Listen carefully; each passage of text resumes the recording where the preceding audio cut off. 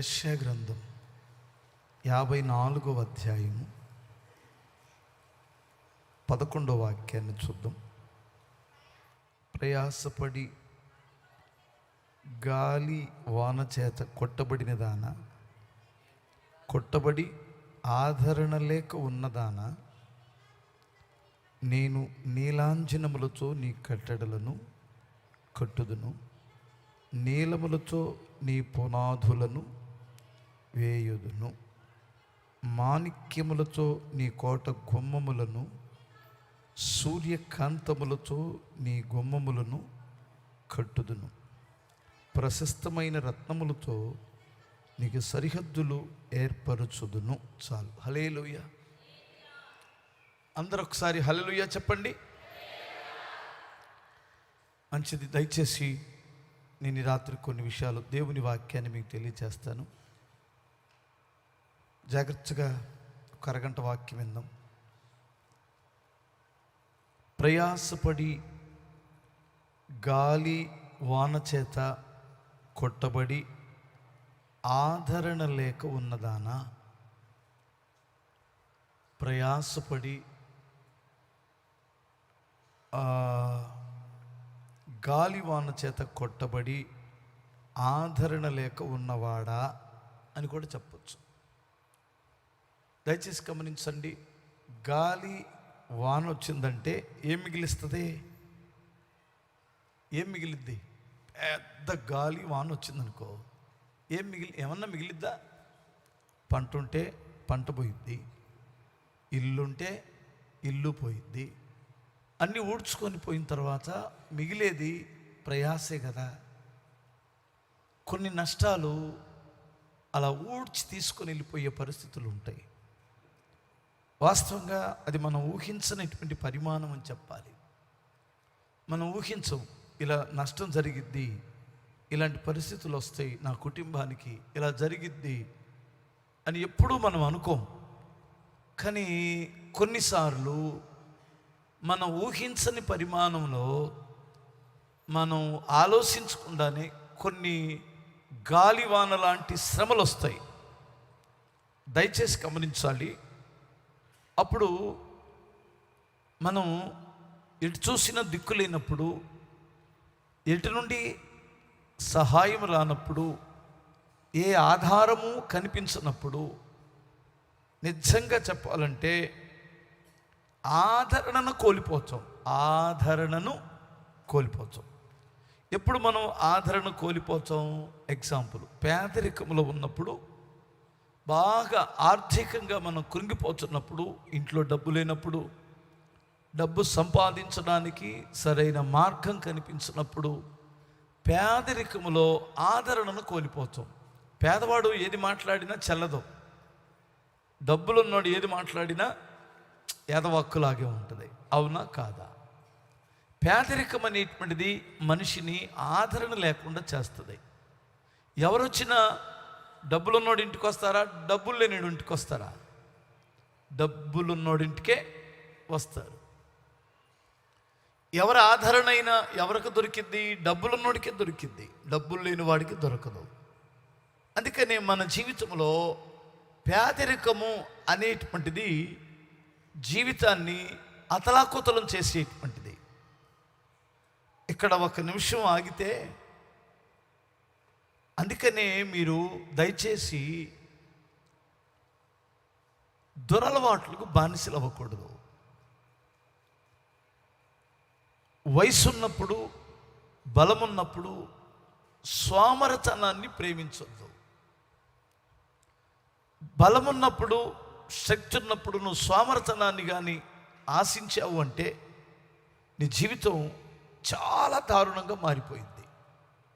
మనుషులు ఎవ్వరూ కూడా నీ పేదరికంలో నీ దగ్గరికి రారు, గుర్తుపెట్టుకోవాలి. అందుకనే వయసు ఉన్నప్పుడు, బలమున్నప్పుడు, దేవుడు అవకాశం ఇచ్చినప్పుడు చాలా జాగ్రత్తగా కష్టపడాలి. ఈ రోజుల్లో సోమరతనం అనేటువంటిది విపరీతంగా పెరిగిపోయింది, ముఖ్యంగా యవనస్తుల్లో. ఈ సోమరతనం వలన దరిద్రులమవుతాం అని బైబిల్ పొద్దున కూడా నేను చెప్పాను. దుబారా ఖర్చు వలన పేదరికంలోకి వెళ్ళిపోతాం. దుబారా ఖర్చు, కావాల్సిన దానికంటే ఎక్కువ ఖర్చు పెట్టడం, విచ్చలవిడిగా మన స్థితికి మించి ఖర్చు పెట్టడం నిన్ను పేదరికంలోనికి దించేసింది. అందుకని అలా నువ్వు ఎప్పుడైతే పేదరికంలోనికి వెళ్ళిపోతావో ఆదరణ లేకుండా నలగొట్టబడతావు. జాగ్రత్త. ఇంకొక మాట, మనం ఆదరణ కోల్పోయేది ఎప్పుడంటే వ్యాధి మనల్ని ఆవరించినప్పుడు అస్సలు చాలా నిరుత్సాహంలోకి వెళ్ళిపోతాం. ఎవరు ఆదరించి చెప్పినా మనకు ధైర్యం రాదు. అర్థమవుతుంది. అందుకనే ఆరోగ్యంగా ఉన్నప్పుడు ఆరోగ్యం యొక్క విలువ నీకు తెలియాలి. వయసులో ఉన్నప్పుడు ఆరోగ్యం యొక్క విలువ నీకు తెలియాలి. పోయిన తర్వాత డబ్బులు ఇచ్చినా నీకు అది రాదు. కోట్ల రూపాయలు ఖర్చు పెట్టినా అది నీకు రాదు. చూడండి, ఈరోజు నేను 2-3 చూశాను క్యాన్సర్ వ్యాధిగ్రస్తుల్ని. కారణం ఏమిటంటే ఈ బుగ్గలో, ఈ నోట్లో వచ్చిన క్యాన్సర్. అది నోట్లో క్యాన్సర్ ఎందుకు వచ్చిందో మీకు తెలుసు కదా. పానుబరాకు, ఖైనీలు, గుట్కాలు వీటి వలన వచ్చే క్యాన్సర్. వారు పశ్చాత్తాపడుతున్నారు, ఏడుస్తున్నారు, మేము ఎలా బ్రతకాలని ఆలోచిస్తున్నారు. కానీ డాక్టర్స్ దగ్గర కూడా ఏమీ లేదు, ఛాన్స్ లేదు. కొంతమంది లివరు వారు తాగి తాగి తాగి తాగి లివరు ఉబ్బిపోతుంది. ఫ్యాటీ లివర్ అంటారు. దయచేసి తిండి ఎక్కువైపోయినటువంటి వారికి వచ్చే వ్యాధి అది. కొన్నిసార్లు ఆ లివరు వీళ్ళు తీసుకుంటున్న ఆల్కహాల్ను బట్టి, విపరీతమైన ఫుడ్డును బట్టి అది కుళ్ళిపోయింది, పాడైపోయింది, గట్టిగా రాయిలాగా మారిపోయింది. కొన్నిసార్లు అది పగిలిపోతే నోటెమ్మటి గడ్డలు బ్లడ్ వచ్చేస్తుంది. అవును కదా. కానీ వాడు ఎవడ మాట వినడు. తల్లి మాట వినడు, తండ్రి మాట వినడు, ఇరుగు పొరుగు వారి మాట వినరు. ఇలాగ దేవుని సేవకులు చెప్పినప్పుడు వినరు. అప్పుడు నువ్వు ఆదరణ కోల్పోతావు. నా మాట అర్థమవుతుందా? వ్యాధి వలన ఆదరణ కోల్పోతావు. ఇంకా ఆదరణ కోల్పోయే పరిస్థితులు ఎప్పుడు ఉంటాయి ఏమో, అలాగూ లివర్ పాడైపోయి బ్లాస్ట్ అయిందా, కొన్నిసార్లు అయిపోయింది. కానీ మనకు అది అర్థం కాదే. వినమే, తిండి తగ్గించం, ఆరోగ్యం మీద అవగాహనే లేదు. విచ్చలవిడిగా తిరిగేయడం, హెచ్ఐవి తెచ్చుకోవడం. ఈ మధ్యకాలంలో గవర్నమెంట్ హాస్పిటల్కి మీరు వెళ్ళండి, ఈ హెచ్ఐవి పేషెంట్లు విపరీతంగా పెరుగుతున్నారు. అంతకుముందన్న నయ్యం కొంచెం జాగ్రత్త అన్న పడేవారు. ఇప్పుడు మరి ఆ ధీమానో తెలీదు, ఏంటో తెలీదు, అస్సలు ఆ జాగ్రత్తలు కూడా పడట్లేదు. విచ్చలవిడిగా హెచ్ఐవి సోకుతుంది పిల్లలకి, యవనస్తులకు ముఖ్యంగా. యవనస్తులేముందిలేండి, అందరికీ. ఇప్పుడు వారిని ఎవరు ఆదరించాలి? ఎక్కడొస్తుంది మనుషుల దగ్గర నుంచి ఆదరణ? వ్యాధి వచ్చినప్పుడు, ఆరోగ్యం కోల్పోయినప్పుడు నువ్వు ఆదరణ కోల్పోతావు. ఇంకా చెప్పాలంటే భార్య లేదా భర్త ఎవరో ఒకరు చనిపోయారనుకో, ఆ మిగిలినటువంటి వారికి ఆదరణ ఉండదు. గమనించాలి, ఇది చాలా డేంజర్ అది. ఇంకా అది తప్పదనుకోండి. ఇలాంటప్పుడు ఒక మాట మీరు వినండి. నువ్వు బండి బాగా చాలా స్పీడ్గా తోలుతున్నావు, పుటిక్కిన మందు దాగి ఇచ్చలవిడిగా బండి తోలుతున్నావు, గబాన్ ఏదైనా తగిలి చచ్చిపోతావు. నీ భార్య బ్రతికే ఉంటుంది, నీ పిల్లలు బ్రతికి ఉండాలి. వారి జీవితంలో ఆదరణ ఉంటుందా? అబ్బాయి ఒకసారి ఆలోచించండి. నీ యాక్సిడెంట్లకు కారణం సగం 50% నీ అజాగ్రత్తే. 50% నీ అజాగ్రత్త. నీ స్పీడ్ కావచ్చు, నీ మందు దాగి తోలడం కావచ్చు. ఒకడు దుర్మార్గుడు పోయిన శనివారం బుల్లెట్ బండి మీద ఫుల్గా టూ మచ్చిగా తాగి వస్తూ ఇద్దరు స్కూటీ మీద వస్తున్న మన చర్చికి వచ్చే భార్య భర్తలు ఇద్దరు వెనక నుండి 70-80 మీద వచ్చి కొట్టేశాడు. ఊళ్ళో నడి రోడ్డు సైడ్ని వెళ్ళేటువంటి వారిని కొడితే ఆమె ఎగిరి వాడి హ్యాండ్ల మీద పడి అక్కడ రోడ్డు మీద పడి తల పైకి చచ్చిపోయింది. చూసారా, మీరు గమనించండి. ఈ దుర్మార్గుడు ఎందుకు ఈ యాక్సిడెంట్ జరిగిందంటే మందు తాగి స్పీడ్ ఎక్కువ వెళ్తారు. ధీమా. కొంతమంది నేను మనోళ్ళని కూడా చూస్తుంటాను, మన క్రైస్తవ బిడ్డలే. వెనకాల భార్య ఉంటుంది, భార్య ఒళ్ళో ఒక బిడ్డ ఉంటాడు, బానెట్ మీద ఆడు ఇది ఉంటుంది కదా, బానెట్ అయినా దాన్ని ఏమంటారా, ట్యాంకీ మీద ఒక బిడ్డను పడుకోబెట్టుకుంటాడు. ఇటు సంచులు తగిలిస్తాడు, 100 మీద వెళ్తాడు బండి. వీడి మిడివేలం వీడిని తీసుకెళ్ళదా? ఒకసారి మీరు ఆలోచించండి. ఆ బండి కెపాసిటీ ఎంత, నువ్వు వెళ్ళే స్పీడ్ ఎంత. కొన్ని పరిస్థితులు మనం చేస్తున్న బుద్ధిహీనతలను బట్టి ప్రమాదాలు జరుగుతున్నాయి. నీ ద్వారా అమాయకులు కూడా బలైపోతారు. విచ్చలవిడిగా తోలేదు నువ్వు. ఇప్పుడు ఆయన భార్య చనిపోయింది, ఆ తల్లి చనిపోయింది. ఎలా అజాగ్రత్త, ఆ దుర్మార్గుడు అజాగ్రత్త. ఇలాగ ఇప్పుడు భార్యను కోల్పోయాడు, అతనికి ఆదరణ ఉంటుందా? భర్తను తాగి భర్త చచ్చిపోయాడు, ఆ భార్యకి ఆదరణ ఉంటుందా? కోల్పోవడం వలన ఒక మనిషిని ఆదరణ ఉండదు. ఇంకా చెప్పనా, తల్లిదండ్రులు లేని పిల్లలకు కూడా ఆదరణ ఉండదు. ఎవరితో చెప్పాలి? అమ్ముంటే గోము పడతారు. గోము అంటే తెలుసా? నాకు అది కావాలి మమ్మీ, అది కొని పెట్టు మమ్మీ అంటారు. అమ్మ లేకపోతే ఎవరి దగ్గర పడాలి? నాన్న లేకపోతే ఎవరిని అడగాలి? వినాలి. తల్లిదండ్రులు లేని బిడ్డలకి ఆదరణ ఏమి ఉండదు. చాలా ప్రమాదం అని చెప్పాలి. ఇంకా చెప్పనా, పిల్లల దూరంగా ఉన్న తల్లిదండ్రులకి ఆదరణ ఉండదు. అస్సలు లేదు వాళ్ళకి ఆదరణ. జీవితంలో నెమ్మది లేదు. ఒక అబ్బాయి పొద్దున్నే వచ్చి ఒక ఇంట్లో పేపర్ అని అలా ఇసురు కొట్టి వెళ్తుంటారు, చూసారా మీరు? అలాగే ఒక బాక్స్ పెట్టుకుంటే ఒక ఇంట్లో ఆ అబ్బాయి వచ్చి రోజు ఆ బాక్సులో వేసి వెళ్ళిపోవాలి పేపరు.